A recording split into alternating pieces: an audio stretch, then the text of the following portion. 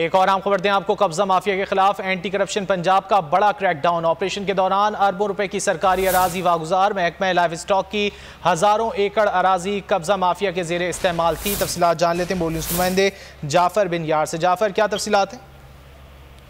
जी बिल्कुल, ये anti corruption को सोर्स रिपोर्ट मौसूल हुई थी जिस पर उन्होंने कार्रवाई की और अब जराये का कहना है कि अरबों रुपए की सरकारी अराजी वागुजार करवा ली गई है। हमारे जहन में ये कहा है कि ये महकमा लाइफ स्टाइल की अराजी थी जो ब्रीडिंग स्कीम के लिए मुख्तस की गई थी।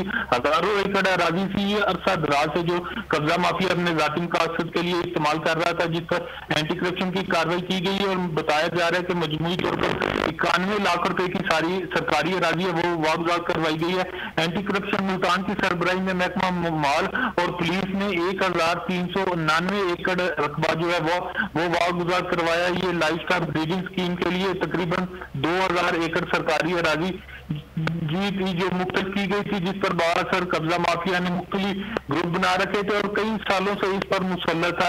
और ये 7000 एकड़ अराजी जो है ये सरबराही में। बहुत शुक्रिया जाफर बिन यार इन तफसीलात के लिए।